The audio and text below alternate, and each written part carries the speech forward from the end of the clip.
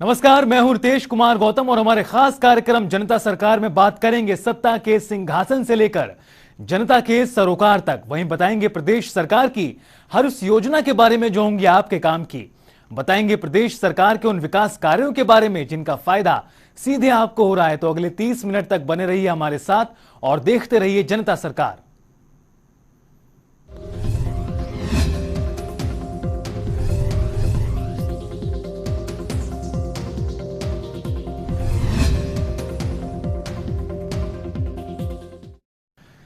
हरियाणा विधानसभा के शीतकालीन सत्र के पहले दिन की कार्यवाही का आगाज करते हुए सबसे पहले शोक प्रस्ताव पढ़े गए और सदस्यों ने सदन में 2 मिनट का मौन रखा और दिवंगत आत्माओं की शांति के लिए प्रार्थना की।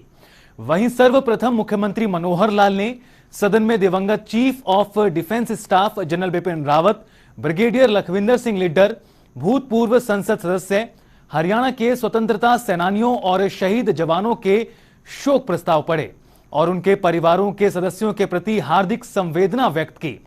वहीं हरियाणा विधानसभा अध्यक्ष ज्ञानचंद गुप्ता ने भी शोक प्रस्ताव पढ़े और विधानसभा सदन में दी गई श्रद्धांजलि और शोक प्रस्तावों को संतप्त परिवारों के पास पहुंचाने का आश्वासन दिया। माननीय सदस्यगण, अब माननीय मुख्यमंत्री जी शोक प्रस्ताव रखें। अध्यक्ष महोदय,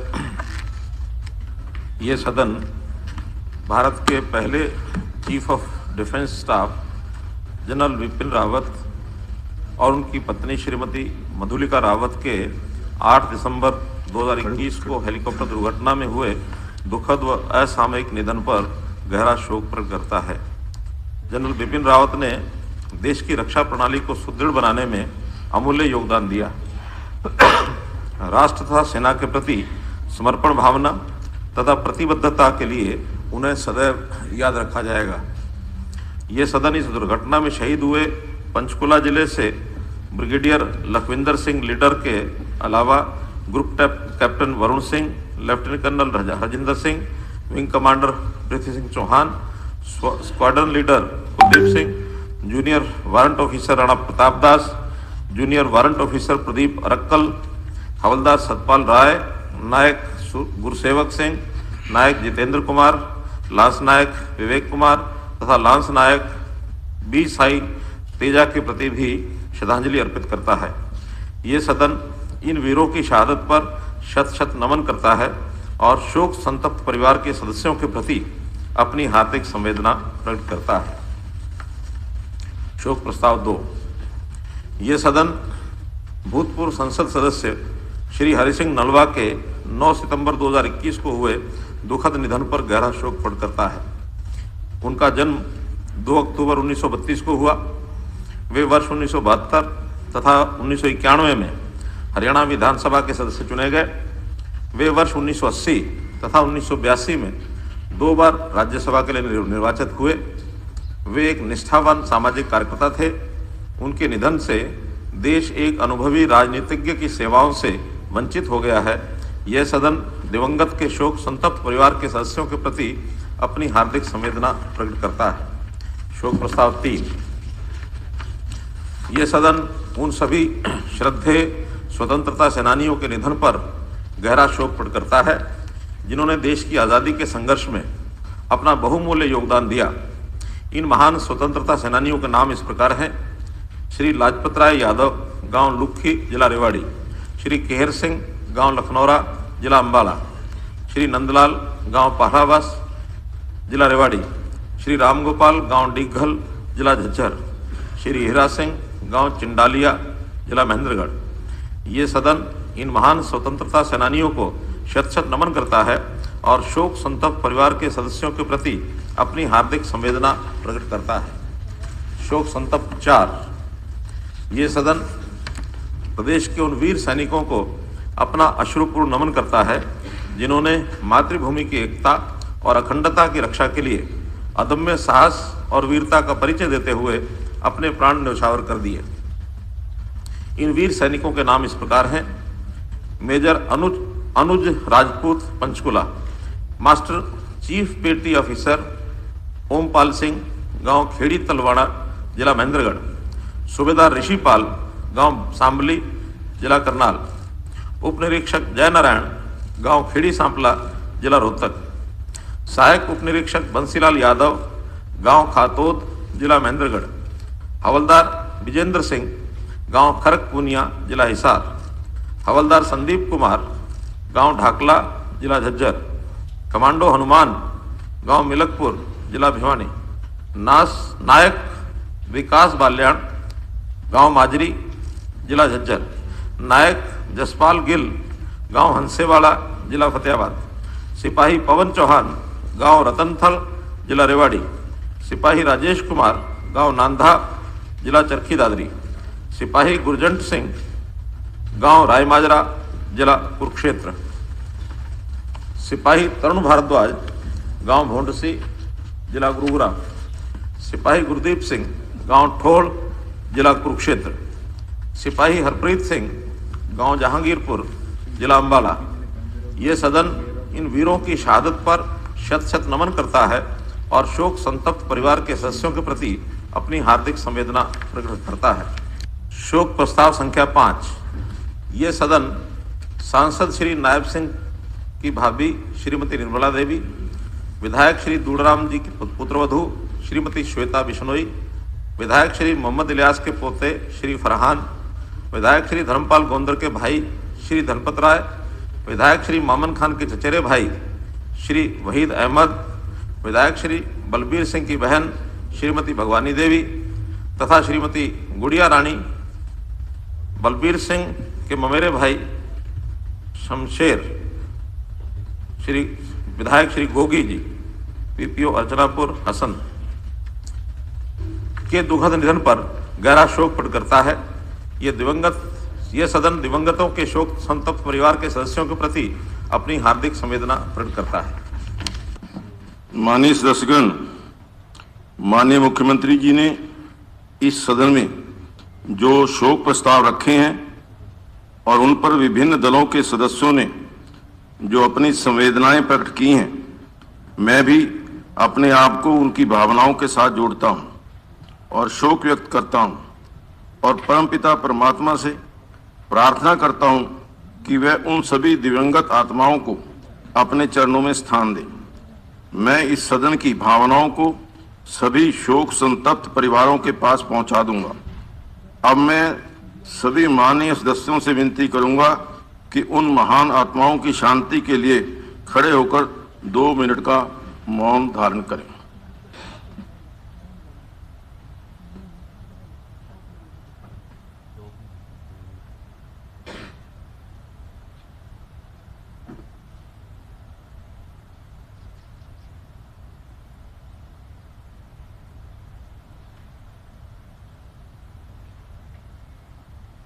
ओम शांति।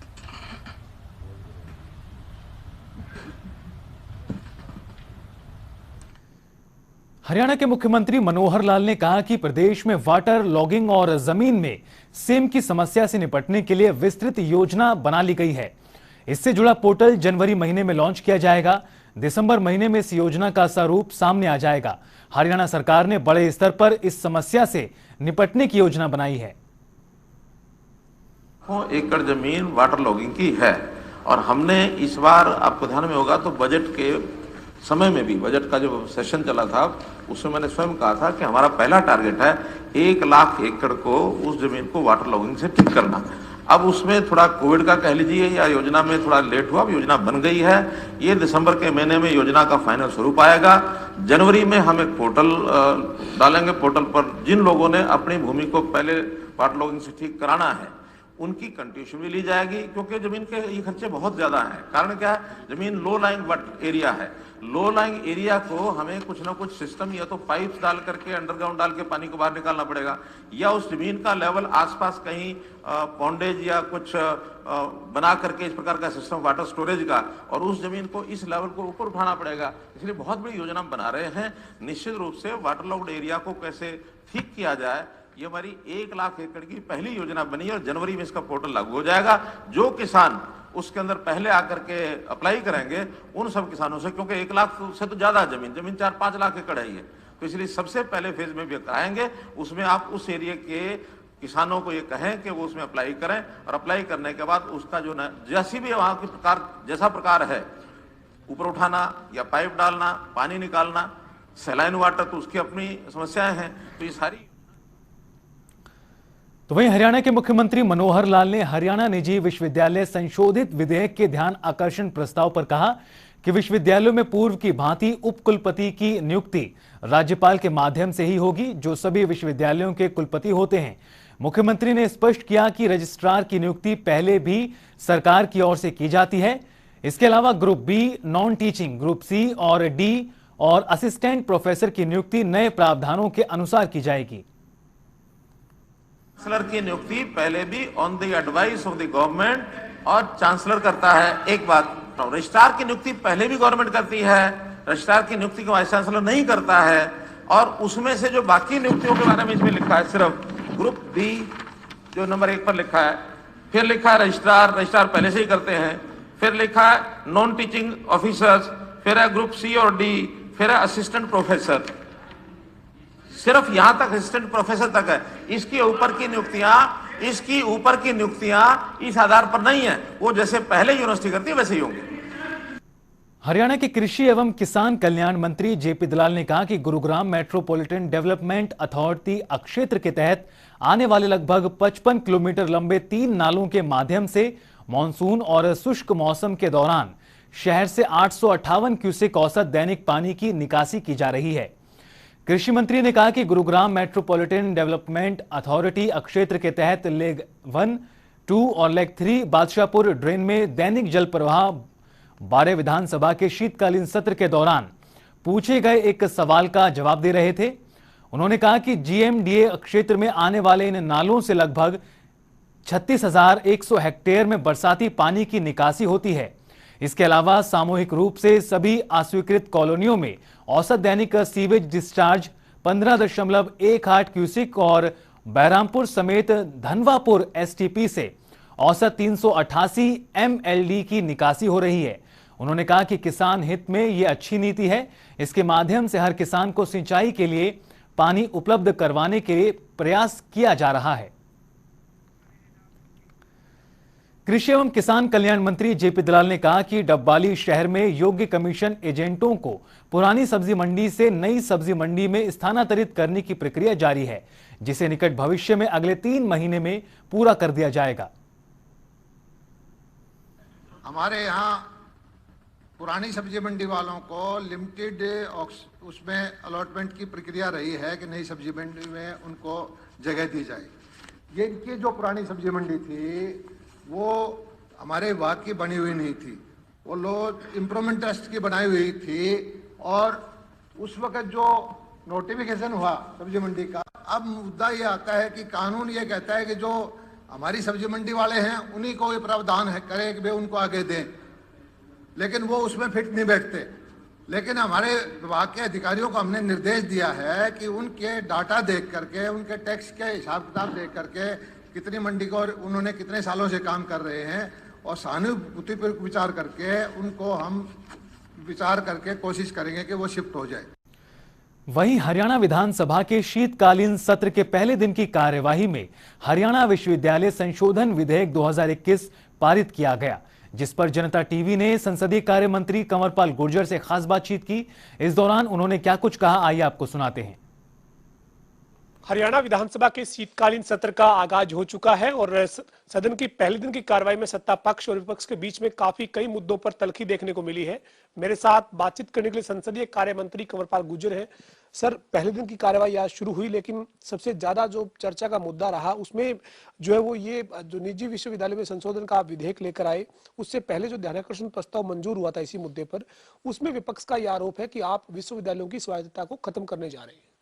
नहीं, देखिए, इस प्रकार का कुछ नहीं है उसमें केवल जो हमारे असिस्टेंट प्रोफेसर हैं उनकी नियुक्ति, नॉन टीचिंग स्टाफ की नियुक्ति और फाइनेंस ऑफिसर या कंट्रोलर ऑफ एग्जाम इनकी नियुक्ति, रजिस्ट्रार की और ग्रुप बी पोस्ट की, इनकी नियुक्तियों के बारे में हमने एक नियम बनाया कि इसमें जहां बीसी उस कमेटी का जो चेयरमैन होगा तो उसके साथ साथ ही एचपीएससी की तरफ से भी 2 एक्सपर्ट लगेंगे, और दूसरा उसमें जो हमारी हायर एजुकेशन काउंसिल है उसकी तरफ से भी उसमें एक एक्सपर्ट आएगा, और जो कुलपति है उसकी तरफ से भी एक एक्सपर्ट उसमें जाएगा। तो ये सारी कमेटी इसका चयन करेगी। मैं समझता हूँ कि इससे तो ज़्यादा पारदर्शिता आएगी। पहले जो रजिस्ट्रार की नियुक्ति होती थी वो केवल सरकार की तरफ से होती थी, तो सरकार ने अपने राइट को छोड़ के वो एक कमेटी को राइट दे दिया। तो मैं तो समझता हूँ कि सरकार ने अपना राइट छोड़ दिया, उसमें नियुक्ति करने में राइट छोड़ दिया अपना, कि भाई वो पूरी योग्यता के हिसाब से और वो उसकी नियुक्ति करेगा। और चेयरमैनशिप तो उसी की है, वीसी की है, उसमें कोई चेंज नहीं किया। तो यूजीसी की गाइडलाइन के अनुसार जो ये कह रहे की बात जो कह रहे हैं, तो उसके अनुसार पाठ्यक्रम में तो कोई बदलाव कर नहीं रहे हम। और जैसा कि यूजीसी की गाइडलाइन के अनुसार भी चयन समिति का जो अध्यक्ष है वाइस चांसलर है, उसमें भी हम कोई परिवर्तन नहीं कर रहे। तो जो अंदर के काम जो भी हैं, चाहे उनका सिलेबस है, चाहे उनका एडमिनिस्ट्रेशन है, उसमें कोई भी हस्तक्षेप सरकार का नहीं है। केवल चयन प्रक्रिया में ही हम एक परिवर्तन उसमें कर रहे हैं, और मैं नहीं समझता कि उसकी वजह से कोई इनकी स्वायत्ता पे कोई आँच आ रही है। मंत्री जी, क्या कोई और राज्य में भी इस तरीके का पहले से प्रावधान किया हुआ है क्या? चूंकि नेता विपक्ष और पूर्व मुख्यमंत्री भूपेंद्र सिंह हुड्डा कह रहे थे कि कई राज्यों में जो हुआ है आप उसको उदाहरण मानकर हरियाणा में लागू कर रहे हैं, जबकि हरियाणा में इसको नहीं करना चाहिए, हरियाणा के युवाओं के साथ धोखा होगा। वो तो ये तक कह रहे थे कि मैं मन से कह रहा हूँ, केवल राजनीति के लिए नहीं कह रहा, ये आप गलत करने जा रहे हैं, प्रदेश के युवाओं का इसमें बहुत ज्यादा नुकसान होगा। नहीं, बिल्कुल भी कोई नुकसान की बात ही नहीं है। हमारे से पहले उड़ीसा ने, बिहार ने और झारखंड ने इसमें कर रखा। तो बिहार का नाम आते ही कई बार इस प्रकार का होता है, लेकिन एजुकेशन के मामले में बिहार इतना वो नहीं है। हमारे यहाँ कितने IPS IAS वहाँ से आते हैं, ऐसी बात नहीं है कि हर मामले में वो है। तो और भी प्रदेश जो है वो अच्छा काम कर रहे हैं, और उन्होंने भी इस प्रकार के नियम बनाए हैं और वो सफल है वहाँ। तो मैं समझता हूँ, मुझे लगता है कि इसमें कोई भी इस प्रकार का पक्षपात कोई है। और HPSC में जिस प्रकार के आरोप उन्हें लगाए, मैं उनकी बात से सहमत नहीं हूँ। HPSC इतनी नियुक्तियां करती है, मैं समझता हूँ यूनिवर्सिटी से तो बहुत कई गुना ज्यादा नियुक्तियां HPSC करती है। अगर HPSC में एक आदमी ने गलती कर दी, इसका मतलब सारी HPSC खराब नहीं होगी।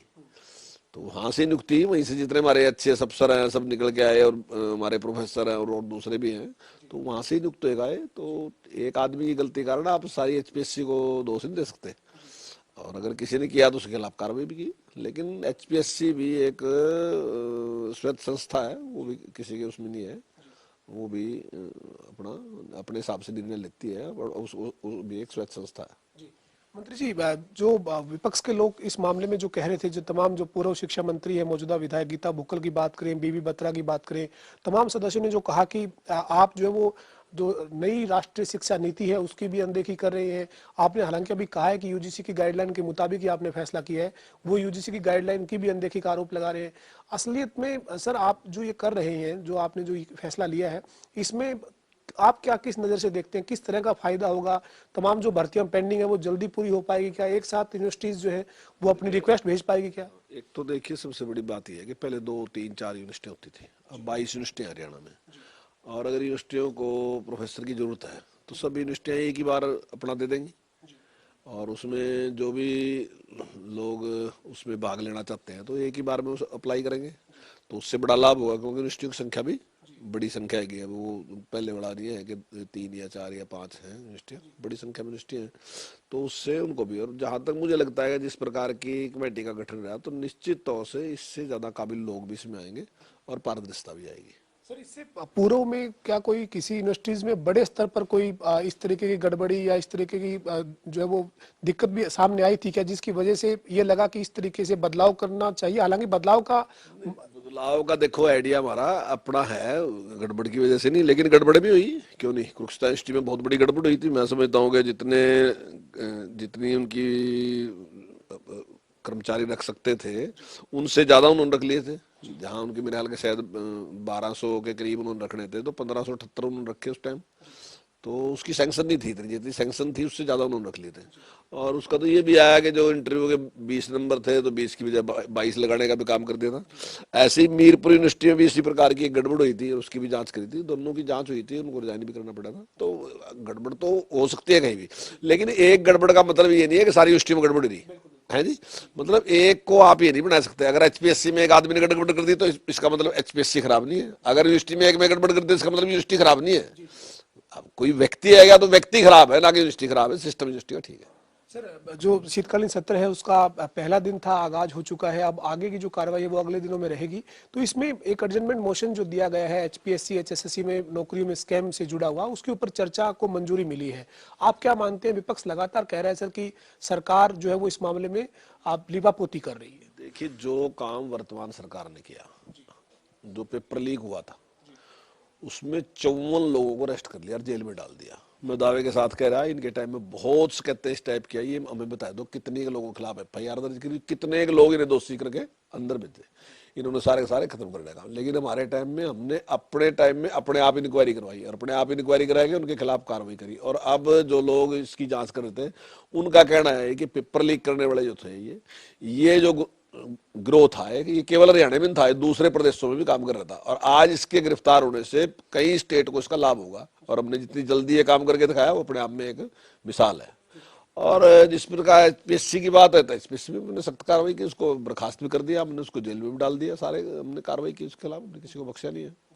मंत्री जी, जो ये तमाम जो प्रस्ताव दिए गए थे, चाहे वो किसानों के मुद्दे पर जो है वो उनको भाव नहीं मिल रहा या फिर खाद की कमी है, इस तरह के जो प्रस्ताव दिए गए थे, विपक्ष कह रहा है कि सरकार ने कोई मंजूर नहीं किया, सरकार चर्चा से भागना चाहती है। आप इस मामले में बतौर संसदीय कार्य मंत्री क्या कहेंगे? देखिए, अगर किसानों की बात करें ना जी, हम बिल्कुल तैयार हैं किसानों में चर्चा करने के लिए। इन्होंने जो जो सरकारें रही, चाहे वो चौधरी भूपेंद्र सिंह हुड्डा जी की सरकार रही, चाहे उससे पहले ओम प्रकाश चौटाला जी की सरकार रही, मतलब उससे आगे तो खैर क्या जाना, ये जो 3 सरकारें हमारे से पूर्व रही, तो हम डिस्कशन करने के लिए तैयार हैं। किसान के लिए, किसान के हित में सबसे ज्यादा अच्छा काम किसने किया? हमने सबसे बढ़िया काम किया। और जहां तक किसान आंदोलन की बात भी कह रहे हैं, मैं किसान आंदोलन पे भी दावे के साथ कह सकता हूँ, जिसने मतलब सारा का सारा सरकार ने जिस प्रकार से व्यवहार किया आंदोलन के बावजूद, जो सरकार ने संयम रखा, वो अपने आप में काबिले तारीफ है। मेरे ध्यान है कि यहाँ तो ऐसे बताते हैं, कई बार मुख्यमंत्री ने सड़क से निकलना था और वो आंदोलनकारी थे, तो उसने कहा कि भाई एसपी तू है, ये आपने देखना, कप्तान तो है तुझे देखना। और कप्तान ने गोली चलवा दी और किसान मर गए। एक की नहीं है, और मुख्यमंत्री कहीं की बात है। तो एक दौर वो था जब केवल मुख्यमंत्री ने उस रास्ते से निकलना था, इसके लिए गोली चलवा दी, किसान मार दिया।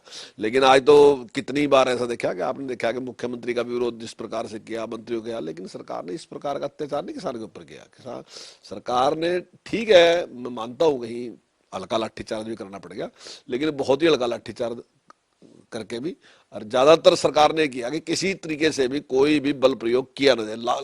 ये बिल्कुल लास्ट में ऐसा आया कि जब बिल्कुल इस प्रकार कर रहे, नहीं तो सरकार का प्रयास रहा कि कोई भी बल प्रयोग ना किया जाए। तो जिस हमदर्दी के साथ किसान इस सारे आंदोलन को लिया, अगर पिछली सरकारों को ले जोड़ से ये भाषण दे रहे जो अभी बोल रहे, अगर इनका टाइम उठा के देखो तो इन्हें क्या क्या कर रखा था। घासीराम नयन जी क्या हालत कर दी थी। मेरा ख्याल घासीराम नयन जी 20 साल के बाद डेथ हुई, लोगों को भी नहीं पता था घासीराम नयन जी भी थे। तो सारे लोगों ने जिस प्रकार काम करे, लोगों ऐसी बात नहीं, लोगों के याद है सारे। सर, आज जो है वो एक और दर्द जो है वो विधानसभा में विपक्ष के एक विधायक का देखने को मिला। मेवात से जो आफ्ताब अहमद है, वो कहते हैं कि हमारे क्षेत्र में शिक्षा की गुणवत्ता जो है वो गिर चुकी है, वहां पर टीचर्स नहीं है। आपने भी माना कि टीचर्स की कुछ कमी है, कोविड की वजह से आप भर्ती नहीं कर पाए, लेकिन क्या कोई आगे रोड मैप है सर? उन्होंने बनाया, ये बात कही थी कि जो ये मेवात कैडर बनाया था, ये हमारे टाइम में बनाया था 2012 में। तो मैंने उनसे कहा कि भाई आपके टाइम में 325 लोगों की भर्ती केवल, और हमारे टाइम में 900 कुछ की, आपसे 3-4 गुना ज्यादा भर्ती। लेकिन मैं ये नहीं कहता कि हमने ज्यादा कर दी, अभी भी टीचरों की बहुत ज्यादा कमी है। एक तो कारण ये भी था कि कोविड रहा, तो उसके कारण अभी भर्ती करना उस प्रकार का क्योंकि जरूरत भी नहीं थी, क्योंकि स्कूल तो बंद ही थे। तो अब हमने उनको पूरा आश्वासन दिया कि जल्दी हम इस में कार्रवाई करेंगे। जो कुछ लोग जो हैं जो अभी मेवात में जाना चाहते हैं, उनके लिए तो मैंने आश्वासन दिया कि 1 महीने में उन सबको हम नियुक्ति पत्र दे देंगे, उनको वहां रख देंगे। और उसके बाद हाँ, उनके लिए हमने अतिरिक्त वेतन भी देने की बात की, 10% हम उनको वेतन भी ज्यादा देंगे जो लोग वहां जाना चाहेंगे। और उसके साथ साथ मैंने ये भी कहा है कि हम उनके साथ बैठ के बातचीत करेंगे, जो भी वहाँ से तीनों विधायक हैं उनके साथ बैठ के, और वहाँ के जो हमारे शिक्षा अधिकारी हैं उनके साथ बैठ के किस प्रकार से इस कमी को पूरा कर सकते हैं, ताकि हर स्कूल में हमारे पास टीचर हो। सर, एक और मुद्दा है कि सरकारी स्कूलों में जो चौकीदार और जो चपरासी है वो कॉन्ट्रैक्ट पे काफी समय से काम कर रहे हैं, उनको लेकर कोई नीति बनाई जाए। तो आप भी समझते हैं क्या सर कि इस तरह का कोई होगी स्कूल में? बिल्कुल बिल्कुल, इसमें हम पूरी तरीके से गंभीर हैं। हमने पहले बात भी चलाई थी, लेकिन अभी जो कौशल विकास निगम बना उसके थ्रू हम सारे स्कूलों में जो हमारे सिपाही कर्मचारी हैं, दूसरे हैं, चौकीदार, वो सारे रखेंगे। सर, अभी शीतकालीन सत्र के 3 दिन की कार्रवाई बाकी है। 4 दिन का ये शीतकालीन सत्र है, 1 दिन बीत चुका है। आपने आज मुख्यमंत्री आवास पर भी विधायक दल के नाते बैठक की और रणनीति तैयार की। तमाम मुद्दों पर पूरी तरह से तैयार है सर सरकार और संसदीय कार्य मंत्री कंवरपाल गुर्जर?